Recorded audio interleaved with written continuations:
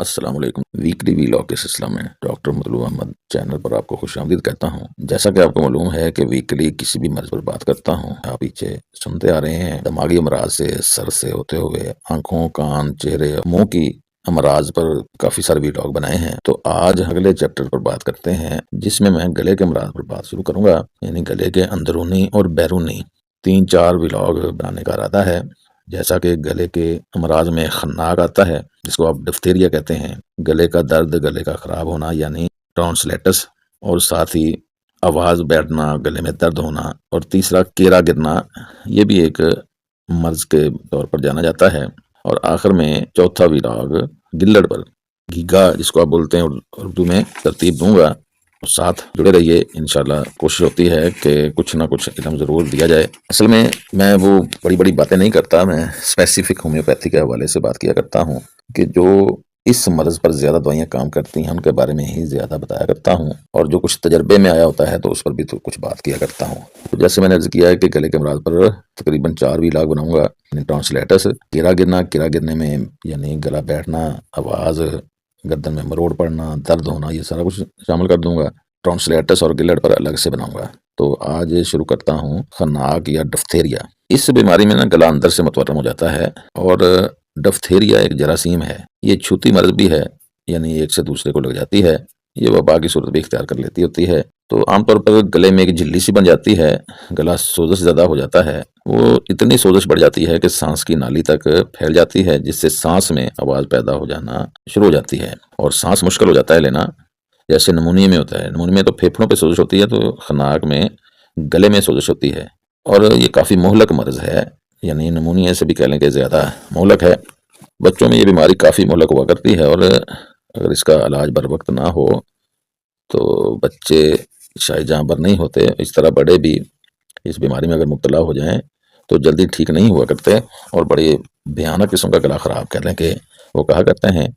اس میں ایسی علامات پیدا ہوتی ہیں کہ جیسے میں نے ابھی بتایا کہ سانس لینا مشکل ہوتا ہے، سانس میں آواز پیدا ہو جاتی ہے، نمونیا نما حالت ہوتی ہے۔ اچھا، جو بچے ٹھیک بھی ہو جائیں، جیسے ٹائیفائڈ میں آپ نے دیکھا ہے، ٹائیفائڈ میں کوئی بھی عضو متاثر ہو جاتا ہے، اس طرح ڈفتیریا میں بھی دیکھا گیا ہے کہ کسی عضو پر نقصان، یہ بھی یعنی جراثیم کہنے کے نقصان کر جاتا ہے۔ جیسے آنکھوں پہ اگر اثر کر گیا تو بھنگا پن آ جائے گا، کسی عضلات کا مفلوج ہو جانا بھی اس میں دیکھا گیا ہے، یا دل دماغ وغیرہ پر بھی برے اثرات چھوڑ جاتا ہے۔ ڈفتیریا کی عام ادویات جو ہومیوپیتھک میں استعمال ہوتی ہیں وہ درجہ ذیل ہیں، جیسے کہ ایپس، کیونکہ سوزش ہوتی ہے، اگر گلے کو کھول کے دیکھا جائے تو اندر جھلی سی نظر آتی ہے ریڈ کلر میں، جس کی وجہ سے یعنی ایپس بہت اچھی دوائی ہے۔ پھر آرسینکم ہے، اس میں بے چینی ہو جاتی ہے، جب بے چینی ہوتی ہے تو پھر آرسینکم کام کرتی ہے، اور اگر ہلکا ہلکا ساتھ بخار بھی رہے تو بپٹیشیا دوائی وہ کرتی ہے۔ بہت شدید حالت ہو تو بیلاڈونا، بروم، کینتھرس۔ عام طور پر میرا معمول اس میں یہی ہے کہ میں ڈفتیرینم نسور سے اس کا علاج شروع کیا کرتا ہوں۔ گلے میں اگر بہت زیادہ سویلنگ ہو تو ڈفتیرینم 1 m 10 m cm کی ایک ڈوز ہی دیا کرتا ہوں۔ باقی علامات کے مطابق kali bichrome, kali mur, lachesis, lyco, mercur, merc science, acid mur, nitric acid, phytolacca, merc ruber, سٹاکس، لیکینم، یہ بڑی اچھی ادویات ہیں، ان میں سے ہی سلیکٹ ہوا کرتی ہیں۔ مرک سال خاص طور پر اگر دائیں طرف سے ہو تو مرک فیلوس سے بڑا اچھا کام کرتی ہے، اگر لیفٹ سائڈ سے ہو تو مرک روبر بڑا اچھا کام کرتی ہے۔ اچھا، لینکس کا خناق اگر ہو تو اس میں ہیپرسل بڑا اچھا کام کرتی ہے، کالی بائکروم، مرک سائنس، سپونجیا۔ خطرناک قسم کا خناق ایلینتھس، کاربولک ایسڈ، چینارس، اکنیشیا، لیکسس، مرک سائنس اور پیروجینم بڑی اچھی ادویات ہیں۔ ایسا خناق جس میں ناک کی علامات بھی شامل ہوں، یعنی ناک بند ہو جاتا ہے، ناک سوج جاتا ہے، اس میں امونیم میور، کالی بائکروم اور نائٹرک ایسڈ بہت اچھا کام کرنے والی ادویات ہیں۔ خناق گلے سے شروع ہوا ہے اور سینہ بھی ساتھ متاثر ہونے جا رہا ہے، یا سینے میں بھی تھوڑی سی کنجیشن اور سینے کی طرف مرض کہنے کہ بڑھ رہی ہے، تو کالی بائکروم، لیکینم، آیوڈیم، مرک سائنس بڑی اچھی دوائی ہے۔ اچھا، کئی بار ایسا ہوتا ہے کہ پہلے بائیں طرف خناق کی تکلیف شروع ہوئی یا سوزش شروع ہوئی، یا بایاں ٹانسل یا گلا کہہ لیں کہ پہلے بائیں طرف سے خراب ہوا تو پھر دائیں کی طرف گیا ہے، تو بیسٹ ترین دوائی لیکسس، مرک کیورس فیلوس یعنی مرک آیوڈائڈ فیلوس، لیکینم، سبارلا، منسینیلا، بڑی اچھی ادویات ہیں۔